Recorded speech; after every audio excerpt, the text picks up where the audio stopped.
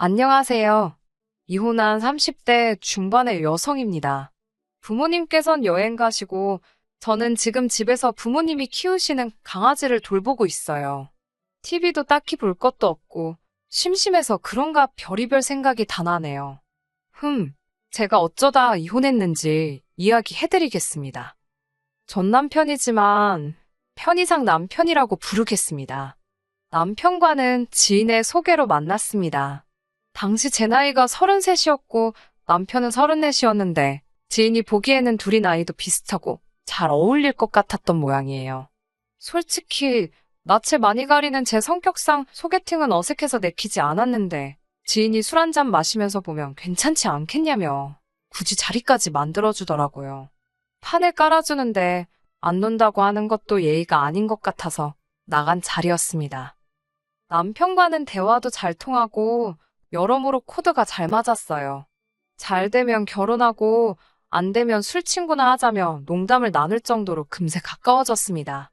소개받고 얼마 지나지 않아 연인 사이가 되었고 연애 6개월 만에 결혼 약속을 했을 만큼 관계가 급속도로 진전되었지요. 그런 남편과 이혼을 결심하게 된 건 어머님 때문입니다. 물론 남편이 어떻게든 제 편을 들어줬다면 이혼까지는 생각하지 않았을 수도 있지요. 하지만 남편은 오히려 저를 속물로 몰아가면서 저만 이상한 사람으로 만들더라고요. 그런 남편의 행태를 보면서 이 인간은 믿고 살 위인이 못 된다는 걸 알아챘네요. 어머님 때문에 마음 상했던 일을 늘어놓자면 3일 밤을 꼬박 새도 부족합니다. 그러니 제가 결정적으로 어머님과 남편에게 정이 다 떨어지게 된 사건만 말씀드려 볼게요. 결혼식을 올리고 신혼여행을 다녀오자마자 저를 기다리고 있던 건 아버님의 생신이었습니다. 정작 아버님께서는 모처럼 오리고기나 먹으러 가자고 하셨는데 어머님이 되려 유난이시더라고요. 말씀하시기를 아버님께서 며느리가 차린 생일상을 받고 싶으시면서도 저를 배려해 주시느라 말씀을 못 하시는 눈치랍니다. 그러면서 저더러 센스껏 준비해보라고 하시는 거예요. 눈치 없는 남편은 그 옆에서 진짜 좋은 생각이라며 어머님의 말씀에 힘을 보태고 있었고요. 걱정이 태산이었습니다.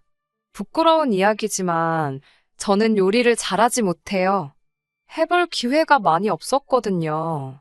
남편과 마찬가지로 저 역시 자취나 유학 경험 없이 결혼 직전까지 친정부모님과 함께 살았습니다. 대학원을 졸업하자마자 회사에 들어가면서 생활은 더 바빠졌고요. 사정이 그렇다 보니 주방일이나 살림에 큰 관심도 없었고 할 기회도 없었지요. 게다가 친정아버지께서는 여자는 결혼하면 좋으나 싫으나 결국 부엌 일을 하게 된다며 구태여 미리부터 할 필요는 없다셨습니다.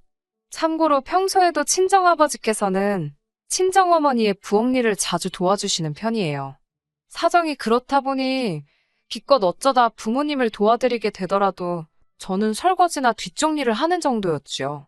아무튼 그런 상황에서 어머님이 뜬금없이 아버님 생일상을 차리라니까 골치가 너무 아프더라고요. 그냥 못한다고 하고 외식하자고 졸라볼까 싶었지만 결혼하고 첫 생신이잖아요. 그래서인지 마음 한편으로는 시부모님께 잘 보이고 싶은 쓸데없는 욕심이 생기더라고요. 그래서 인터넷과 요리책을 뒤적이며 공부 아닌 공부를 했어요. 아버님 생신 전날 회사에서 퇴근하기가 무섭게 미역국부터 시작해서 잡채, 불고기, 생일상이라 하면 떠오를 법한 몇 가지 음식들을 밤새 만들었습니다. 음식이 맛도 있어야 하겠지만 정성이잖아요. 이 정도면 제 마음과 노력을 알아주시겠지 싶었습니다. 하지만 아버님의 생일이었던 다음날 저는 마음의 상처를 입고 말았습니다. 어머님은 상대의 기분 따위는 안중에도 없으시더군요. 밤새 만든 음식들을 바리바리 싸들고 시댁에 도착했습니다. 문을 열어주신 어머님께서는 일주일 내내 일하고 쉬는 날 쉬지도 못하고 운전해서 오느라 고생했다며 당신 아들을 쭈물떡거리시더라고요. 저도 사람인지라 그 모습을 보고 있자니 좀 서운하대요. 둘이 같이 맞벌이하면서 음식은 저 혼자 했고 저희 집에서 시댁까지 남편이 운전을 했다고는 하지만 거리로 1시간도 안 걸립니다. 그게 그렇게 안쓰러울 일인가 싶더군요. 부엌에 제가 만든 음식들을 꺼내놓으니 어머님의 표정이 뭐라고 표현을 해야 할지 모르겠는데 웃고 계신데 굉장히 가짜로 웃고 계신 느낌이었습니다. 뭐가 마음에 안 드시나 싶어서 괜히 걱정이 되더라고요. 어머님께서 어디 맛 좀 한번 볼까? 그러시면서 미역국하고 잡채를 드시더라고요. 아, 드시기 전부터 우리 며느리가 손이 장내자가라고 타박도 하셨습니다. 고생했다 소리는 못 들었네요. 아무튼 맛을 보시더니 인상을 팍 찌푸리셨습니다. 저더러 간 볼 줄 모르냐고 그러시더군요. 그 소리를 듣고 남편이 부엌에 오더니 자기가 간 봤을 때는 괜찮았다며 다시 한번 먹어보더군요. 남편이 아무렇지도 않다니까 어머님께서는 뭐가 아무렇지도 않냐면서 남편에게 저랑 살면서 입맛이 완전히 배린 거 아니냐입니다. 마치 저 때문에 남편이 이상해졌다는 식으로요. 기분이 팍 상했는데 남편은 또 어머님의 그런 말씀에 제대로 대꾸도 못하고 제 눈치만 살피더군요. 어머님은 안 되겠다면서 제가 해온 음식을 전부 냄비에 부으시곤 새로 간을 하셨습니다. 솔직히 빈정상하고 속상했어요. 저를 무시하는 것 같았으니까요. 하지만 여기서 끝이 아니었습니다. 이윽고 식사가 시작되자 어머님께서는 이거 간 맞추는 게 여간 힘든 일이 아니었다면서 어떻고 저떻고 한참 생색을 내시더라고요. 아마 모르는 사람이 들었으면 어머님이 밑간부터 시작해서 다 하신 줄 알았을 거예요. 식사가 끝날 무렵에서야 아버님께서 저에게 최악이 너도 고생했다 한마디 하긴 하셨는데 아니 왜 너도예요? 저 혼자서만 다 만든 건데 이건 뭐 칭찬을 들은 것 같지도 않고 기분만 나쁘더군요. 음식 맛은 어땠냐고요? 당연히 별로였지요. 얼마나 짜던지 식사 후에 온 가족이 2리터 페트병을 옆구리에 끼고 다니면서 물을 들이부어댔으니까요. 그래도 식사가 끝난 뒤에는 아버님 생신이고 하니까 현찰로 30만 원 챙겨드렸습니다. 친정 부모님께도 늘 30만 원에서 50만 원 정도는 챙겨드렸기에 그 돈이 그때는 아깝지 않았어요. 그렇게 아버님의 생신이 지나가고 얼마 지나지 않아 제 생일이 돌아왔습니다. 친정 부모님께서 우리 딸이 좋아하는 거 먹으러 가자며 들뜬 목소리로 연락을 해오셨어요. 제가 어린아이도 아니고 생일 선물이나 생일 파티 같은 걸 기대하지는 않았지만 챙겨주는 사람이 있다는 건 늘 기분 좋은 일이잖아요. 남편도 뭐 하고 싶냐고 물어보길래 어디 좋은 데 가서 여유롭게 식사하고 싶다고 했어요. 그도 그럴 것이 남편이나 저나 워낙 회사 일로 바쁘다 보니까 모처럼 외식 한 번을 해도 멀리 가지도 못하고 집 근처에서 대충 해결하거나 배달을 시키기 일쑤였거든요. 하지만 생일 당일까지도 시부모님께서는 아무 말씀이 없으시더라고요. 실망을 했냐고 물으신다면 아주 약간이요. 왜냐면 제가 아버님 생일 때 열심히 했다는 걸 말로는 알아주지 않으셨어도 속으론 아시겠지라고 막연히 믿었거든요. 그런데 정말 별 생각이 없으셨던 모양인지 며느리 생일 축하한다는 짧은 문자 한 통조차 안 주시더라고요. 그래서 좀 서운했지요. 그래도 큰 의미를 두지는 않으려고 했습니다. 제 생일은 평일이었기에 평소처럼 출근을 했고 직장 동료들로부터 많은 축하도 받았습니다. 저희 회사는 생일인 사람은 집에 일찍 퇴근할 수 있는 제도가 있어서 평소보다 회사를 일찍 빠져나왔는데 어머님께서 연락을 해오셨어요. 집에 잠깐 들리라고요. 줄 것이 있다고 하시더군요. 설마 하는 생각과 동시에 기분이 좋아지더라고요. 어머님이 의외에 면이 있으시네라며 혼자 룰루랄라 들떠서 시댁에 갔네요. 하지만 하마터면 제 꼴만 우스워질 뻔했지 뭐예요. 어머님께서는 포장된 인절미가 30개 들은 떡 한 박스를 꺼내놓으시고는 집에 가져가랍니다. 남편이 좋아하는 떡이라면서요. 허탈하고 서럽고 그래서 제가 어머님께 저 오늘 생일이라고 말씀드렸어요. 그러자 어머님께선 놀라지도 않으시고 그래서 뭐 너 선물이라도 달라고? 그러시는 거예요. 오히려 그렇게 물어보시니 마치 제가 이상한 사람이라도 된 것 같더군요. 그런 건 아니지만 하고 말을 이어나가려는데 어머님께서 잠깐만 기다리랍니다. 그러더니 냉장고 냉동실에서 꽝꽝 얼어있는 조개를 2마리 주시면서 이거라도 가져가서 튀겨 먹으라셨어요. 애끼고 애끼던 건데 저 주는 거라면서 생일 선물이라 하시대요. 얼어빠진 조기 2마리를 선물이랍시고 받아들고 집에 오는 제 기분은 참담함 그 자체였습니다. 조기 두 마리도 충격적이었지만 아무렇지 않게 마치 이거라도 먹고 떨어지라는 식의 어머님의 태도는 정말이지 날 가족으로 생각하긴 하는 건가 싶더라고요. 집으로 돌아와 식탁 위에 떡상자와 조기 두 마리를 내깔려뒀습니다. 올려둔 게 아니고 내깔려둔 게 맞아요. 마음 같아선 쓰레기통에 처박아 버리고 싶었는데 남편한테 어머님이 이런 사람이란 걸 보여주려고 어쩔 수 없이 식탁 위에 던져둔 거니까요.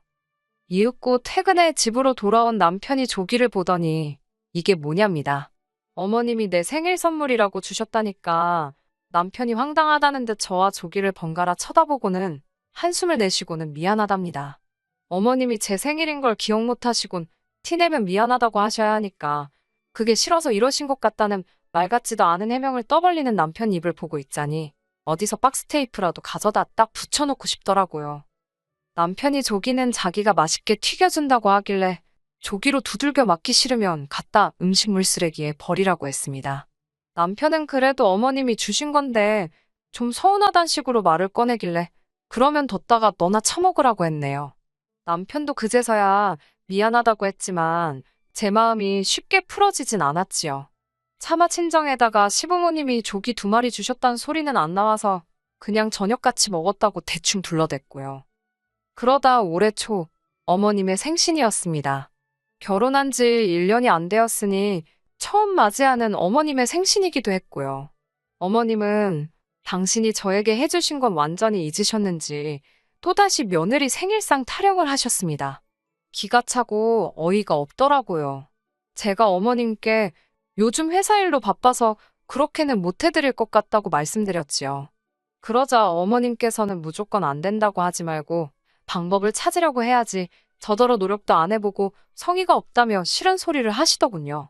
하지만 저도 제 생일 때 남은 감정이 있었기에 지난번 아버님 생신 때처럼 유난 떨기가 싫더라고요. 그래서 남편에게 어머님 생신상은 당신이 챙기라 하니 남자가 그런 걸 어떻게 하냐입니다. 그놈의 남자가 타령은 지겹지도 않냐고 당신이 공부하고 사회생활하는 동안 나도 똑같이 공부하고 사회생활했는데 나는 뭐 생신상 차리기가 쉬운 줄 아냐고 쏴붙였습니다. 남편이라고 하나 있는 게 지 엄마 생신상 좀 차리라니까 요리조리 내뺄 궁리나 하고 이런 건 초장에 잡아야지 싶더군요. 그래서 알겠다 하고 어머님 생신 하루 전날 미역국만 끓였습니다. 그리고는 조기 4마리를 챙겨서 시댁으로 향했네요. 시댁에 도착하니 어머님이 하신다는 말씀이 어째 오늘은 단촐 안에 그러시는 거예요.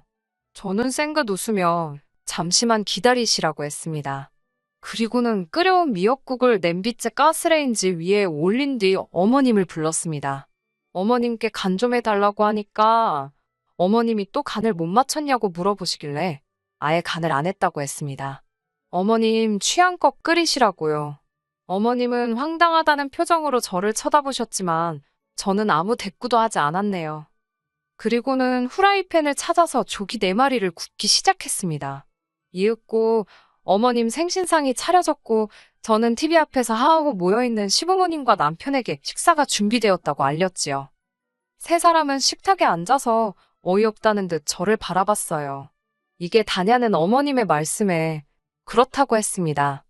회사 일로 바빠서 시간이 없었다고 말씀드리면서 저번에 아끼던 조기를 저에게 주셨다고 하셨지 않냐고 그때 너무 감사하게 잘 먹어서 저도 조기를 사왔다고 했습니다. 그리고는 저는 제 앞에 놓인 빈 국그릇에 보란듯이 보온병에 쌓은 미역국을 부었습니다. 남편이 그건 또 뭐냐고 하길래 난 어머님 간이 입에 안 맞아서 내 거 따로 챙겨왔다고 했더니 남편이 너도 진짜 골 때린다면서 고개를 내젓더군요. 아버님께서는 도대체 이게 다 무슨 상황이냐고 화를 내셨고 저는 아버님께 어머님이 지난번 제 생일날 조기 2마리를 선물이라고 주셨다고 사실 그대로 말씀드렸습니다. 그러자 아버님께서는 조기 2마리를 준 시엠이나 그렇다고 조기로 다시 들고 온 며느리나 독인 객긴이라며 젓가락을 집어던지시고 식탁을 떠나셨습니다. 어머님께선 말 그대로 저를 잡아먹을 듯이 노려보시면서 저더러 또라이라고 하셨어요. 결국 식사 자리가 쭉 났고 남편과 저는 집으로 돌아왔습니다. 집으로 돌아오는 내내 남편은 꼭 그렇게 했어야 하냐며 집에 가면 당장 전화드리랍니다. 무조건 죄송하다고 그러라는 거예요. 난 죄송한 게 없다고 누가 먼저 이 조기 대첩을 시작한 줄 아냐고 어머님이 먼저 나한테 말이라도 그렇게 서운했냐고 해주시면 덧나냐고 따졌습니다. 그러자 남편은 한숨만 푹푹 쉬더니 일단 알았답니다. 자기가 어머님이랑 한번 이야기를 해본다나요. 저는 이 말을 듣고 그래도 남편이 아주 남의 편은 아닌가 보다 다행이다 싶었습니다. 며칠 뒤 집으로 약과 세트가 선물로 왔습니다. 남편이 어머님이 보내신 것 같다며 열어보라고 하더라고요. 안에는 곱게 포장된 약과가 담겨 있었습니다. 이걸 왜 보내신 거냐 하니까 어머님이 사과의 뜻으로 보내신 거 아니겠냐며 이런 시어머니가 어딨냐고 남편이 기세가 등등해졌더군요. 저는 긴가민가 하면서도 어머님이 나한테 미안하시긴 한가 보다 싶어 얼었던 마음이 조금은 풀리는 기분이었지요.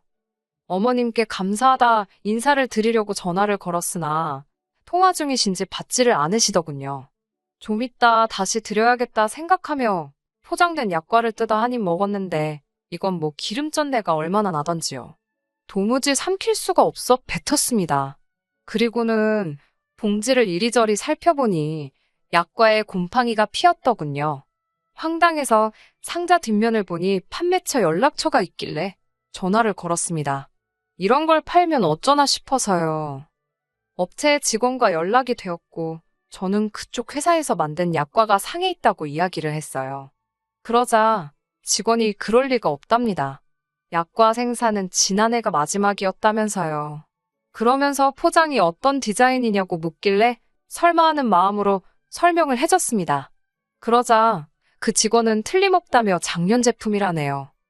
저는 남편에게 시댁에 가자고 감사하니 직접 만나서 인사를 드리는 편이 좋겠다고 꼬셨습니다. 남편은 제가 직접 사과하러 간다는 소리로 이해를 했는지 싱글벙글이더군요. 저더러 잘 생각했답니다. 시댁에 도착하니 어머님께서는 어쩐 일로 여기까지 행차를 하셨냐며 한껏 비아냥거리시더군요. 그러다 제 손에 들린 약과 상자를 보시고는 흠칫 놀라시는 것 같았습니다. 어머님께 맛이 너무 좋던데 어머님은 드셨냐며 하나 드셔보시라고 어머님 얼굴에 들이밀었습니다. 이게 뭐하는 짓이냐며 어머님이 제 손을 치셨고 약과는 그대로 굴러 떨어졌지요. 어머님께 어떻게 썩은 걸 주실 수 있냐고 따지니 어머님이 누가 썩었다고 그러냐고 되려 큰 소리를 치시더군요.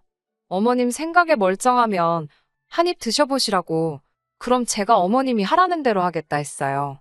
그렇지만 스스로를 끔찍히 아끼시는 어머님께서 곰팡이 난 약과를 드실 리는 만무했지요.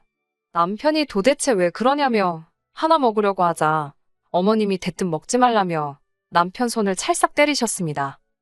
제가 어이가 없어서 저는 상한 약과 먹어도 되는 사람이고 어머님과 남편은 못 먹냐고 어떻게 그러실 수가 있냐고 따졌습니다. 그러자 어머님께선 도대체 뭘 얼마나 더 해줘야 하냐면서 저더러 바라는 것도 참 많다고 비위 맞추기 힘들어 죽겠답니다. 며느리 눈치 보고 사는 시애미는 이 지구상에 당신밖에 없을 거라나요. 남편도 대뜸 제게 어머님이 어쨌든 먼저 사과의 손길을 내미셨으면 저도 좀 알고도 모르는 척 저드릴 줄도 알아야지. 그걸 하나하나 다 따지면 불편해서 어떻게 가족으로 지내겠냐네요.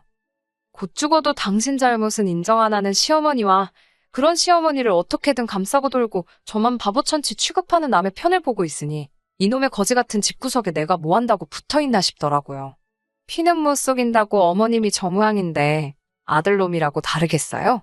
홧김에 남은 약과가 들어있던 상자를 쓰레기통 쪽으로 집어 던졌는데 그게 어쩌다 중간에 서 있던 남편 발등으로 떨어졌습니다. 쓸데없이 포장은 또 고급스럽게 나무 합판으로 만들어진 상자로 되어 있었거든요. 남편이 자기 발을 부여잡고는 자기 죽는다고 소리를 질러대더군요. 어머님께서는 저더러 일부러 그랬냐며 당장이라도 제 머리채를 잡을 기세였지만 어머님보단 그래도 젊은 제가 피하는 게 빨랐지요. 어머님은 비로도 공당 같은 치마를 입고 계셨는데 그 치마에 당신 발이 걸려 넘어지셨고요. 상상이 되실지 모르겠지만 아수라장이 따로 없었습니다. 저는 그 길로 냅다 튀었고요. 집으로 돌아오고 얼마 지나지 않아 남편이 씩씩거리며 들어왔습니다. 저는 그런 남편에게 우린 이혼밖에 답이 없는 것 같다고 하니까 남편도 자기도 저랑 못 살겠다며 갈라서잡니다. 그렇게 순식간에 이혼이 진행되었지요. 그제서야 어머님께서는 당신이 너무 유치하게 굴었다며. 그래도 당신 아들이 4대 독자인데 이혼은 안 된다며 저를 잡으셨습니다. 시할머님이 아시면 저나 어머님이나 무사하지 못할 거라면서요.